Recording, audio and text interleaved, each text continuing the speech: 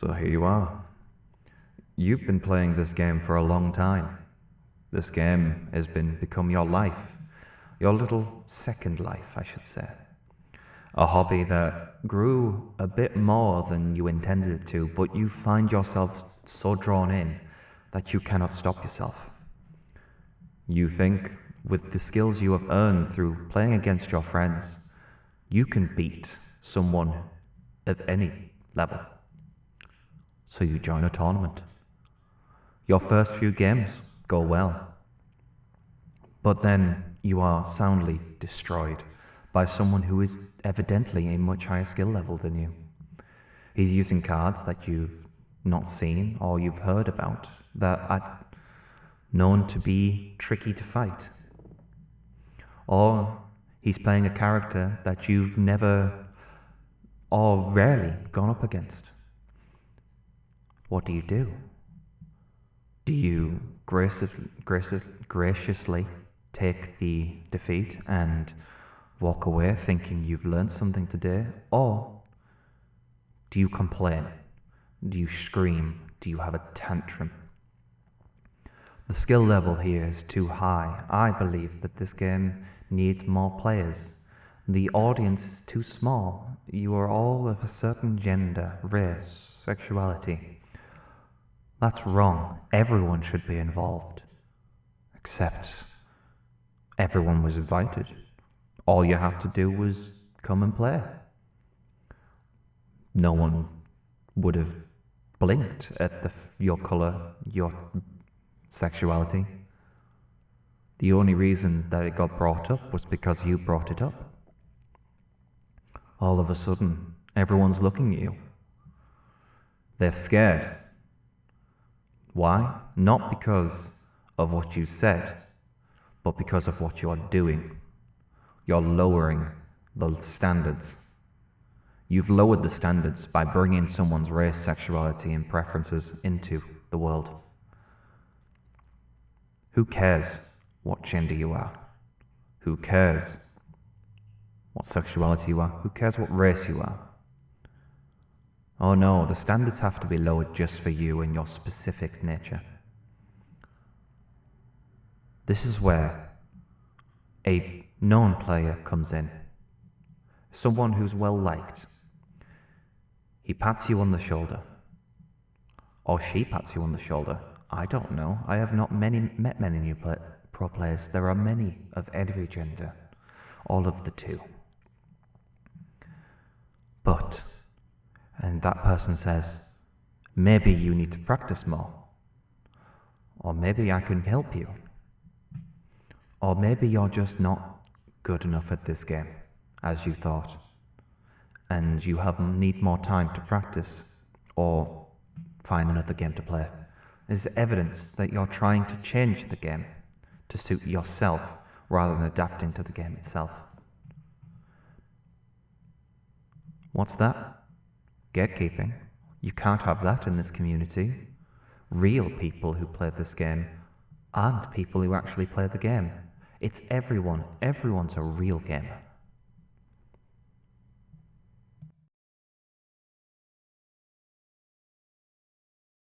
There is a vocal minority of, I'm not going to call them gamers, I'm going to call them assholes. There's a vocal minority of assholes who intend to go into games and change them so they are the most generic, boring games which are suitable for absolutely and utterly everyone. For example, I'm going to focus on video games and bring up this PC Gamer article. So I brought up this PC Gamer article.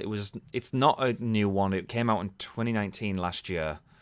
But this one pissed me off a lot. I beat Sekiro's final boss with cheats and I feel fine. Good for you. But it doesn't mean you've beaten it. Personally, that means you've not earned your way to the end. This Sekiro's final boss is some bullshit, honestly. If it wasn't obvious, it's big time spoiler territory from here on out.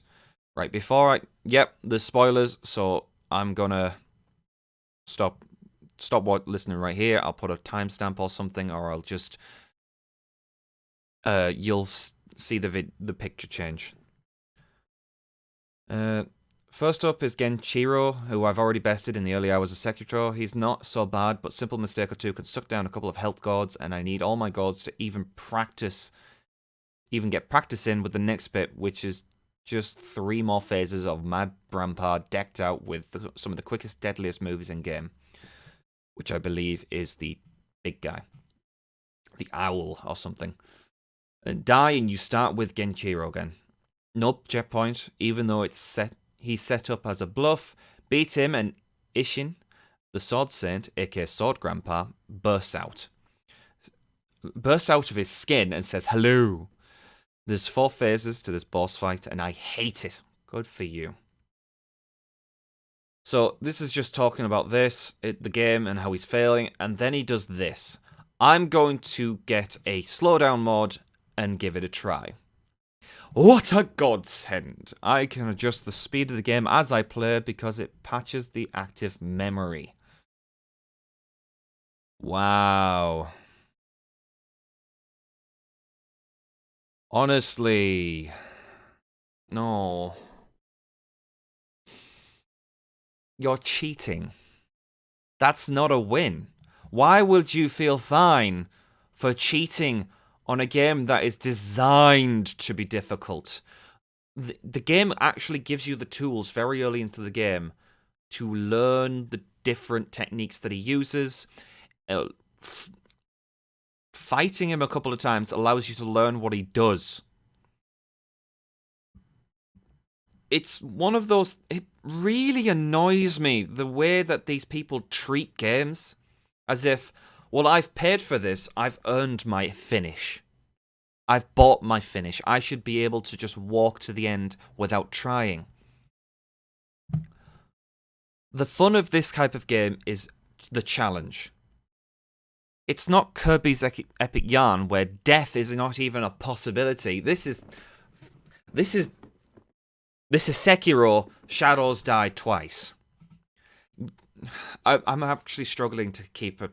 You can hear it. I'm struggling to not be angry. One of the things you learn very quickly in Sekiro is how to parry, and how that becomes your best friend in the game, because the entire premise of parrying is to block the sword and affect the bar on top, which I believe is their stamina bar. No, it's not a stamina bar. It is their poise bar. Once that is full, you can hit them with a killer attack, because no one dies unless you use a killer attack that isn't a boss.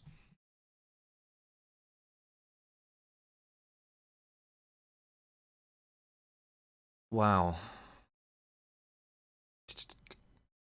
Yeah, Sekiro is certainly a game about overcoming challenges, and I felt that from it quite often.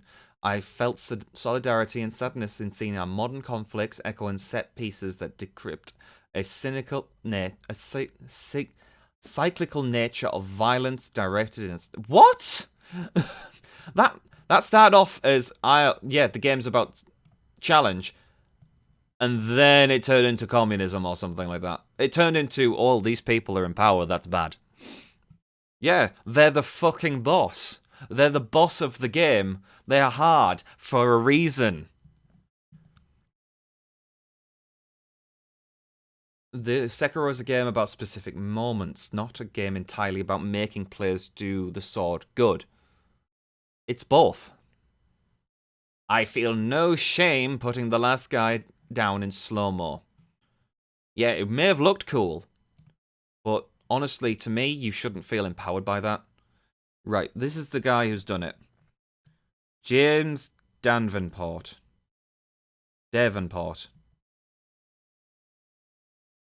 You clearly don't play Dark Souls if you cheat on Sekiro.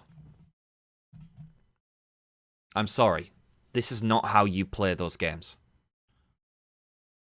And that's my version of gatekeeping. I'm saying cheating is bad. That's gatekeeping. Cheating is not an acceptable way to win a game.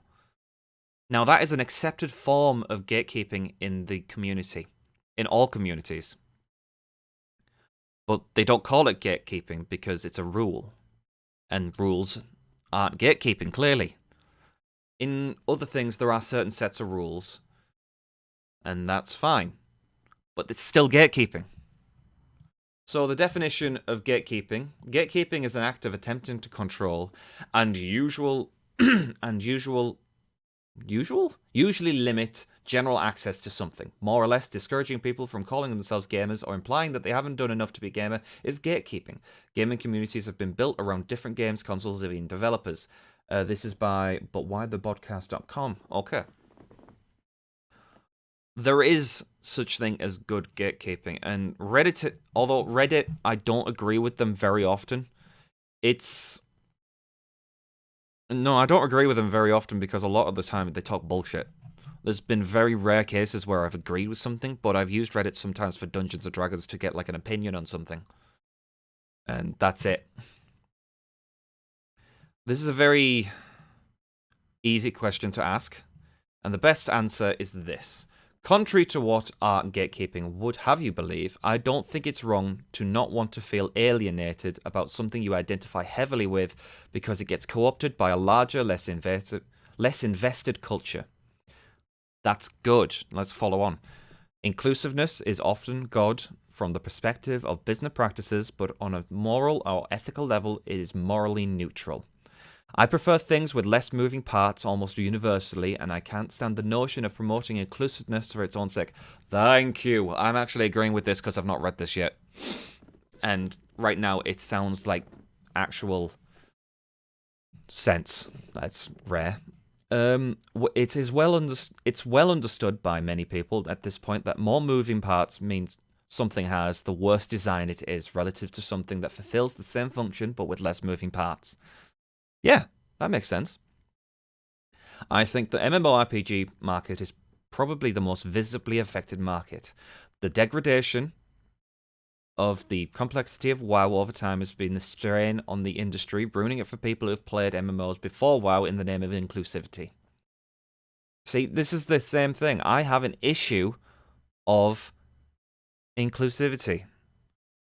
I understand the term inclusive. I actually looked the term up just to be safe. Including all services or items normally expected or required, containing a specified element as part of a whole, including limits specified. That's not what they're saying. Although, if you go to like a holiday that's all inclusive, you can stay in the hotel and all the services are provided there. So there you go. But cries of wife aggro or my kids or my free time will keep the MMO industry rife with instant gratification. Suddenly something I love for years has alienated me and I'm supposed to accept it?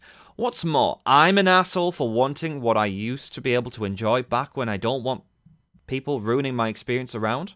Why am I, or any other gatekeeper, tasked with being an exceptional human being when anybody reasonable would be pissed off in a similar situation?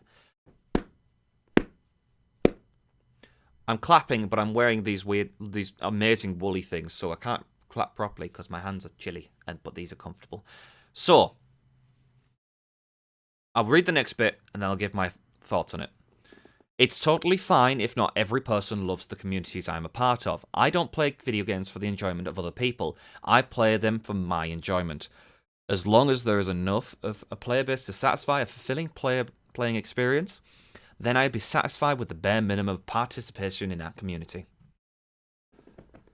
That is the biggest amount of sense I've seen in Reddit in a long time. Gatekeeping is good to a degree. Saying that certain types of people can't play because they can't is bad, but saying certain types of people can't play because they're not bringing anything to the community can also be bad and also be good. It is a very dangerous balance that needs to be kept when gatekeeping. Moving on. Let's just keep this on the screen for a minute. Difficulty in games is not a bad thing. Ease of games is also not a bad thing. I don't go into a game that's called easygame.com/shooter and expect it to be an RPG that's extremely difficult. I don't know why I gave you a website, but that's probably a game now. I've said it online. What whatever, I don't go into Dark Souls knowing that it's a really difficult game, dying a bunch of times, and then complaining it's really too hard. Because a lot of the community is just going to tell you to get good. And sometimes saying get good is the only answer to a lot of the issues. For example, if you can't get to even the first boss in Dark Souls, you're obviously doing something wrong. While it is not a game that tells you where you can and can't go straight away, it's a game that doesn't hold back on teaching you which bit's harder than the other. For example, to get to the Taurus boss, you have to traverse quite a bit of space at level 1, or at level 10, depending on what you've picked.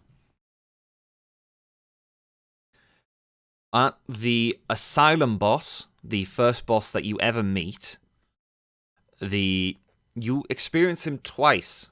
You fight him when you've only got a sword fragment, and you're thinking, oh shit, I do almost 0 damage to him. And then you fight him with an actual weapon, when you feel a little bit more confident. The game is designed to show you that the odds are hugely stacked against you, but with a bit of time, you can actually do better. Let's move on from this. When we have things that involve certain groups of people that are identified by race, sexuality, and preference, this is where things get extremely messy. Because I am fine with playing games with X, Y, and Z. I don't give a shit as long as the game gives me a good experience. I've played games with all races. I've played games with both genders. It's a bad habit to say all because it's not true, because there's only 2. Scary, I know. I'm saying an opinion. That's why I call the opinion warlock. But when people are demanding representation to the point that they point out every single, for example, white male game character, excluding customization games,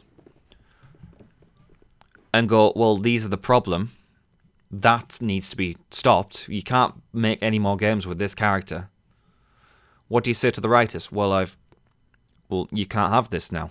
You've got to make this about my race, my sexuality. And if you're playing a hardcore military shooter, and suddenly this person with bright pink hair goes, well, I want you to change the character's sexuality to gay and make sure you represent that in almost every single conversation that they do. That's when you need to gatekeep and say, no, that's not how the game works. If you want to make that game, make it yourself, or find a company that'll do it. I'm pretty sure there are games that talk about your sexuality and all that, but I don't care. I'm here to play a game and not go, well, oh, we haven't had a gay scene in about 5 seconds. Better put some dick in it. Yeah, I can't hold my opinion on this, apparently, because I'm a white, straight male. Actually, I can, because that is my right to do so. And you're discriminating, which is racist, sexist, and heterophobic. I'll get some shit for that if this ever gets big. And I don't care. So, what do we do? If someone comes in and says, the game is too difficult, change it for me, either try and teach them how to play it and help them understand, or let them know that they are not part of the community. And that is fine to do when it comes to the extremes. I'm aware there is an elitist section of people who want to make sure that no one can join unless they have a specific kill-death ratio or specific win streak or whatever, and those people can go suck a dick. And I'm also aware there are people out there who say that all games need to be catered to everyone. They can also suck a dick. Games are for those who enjoy them and nothing less. I am the Opinion Warlock, and you've heard it, so my Eldritch patron is now happy. Goodbye.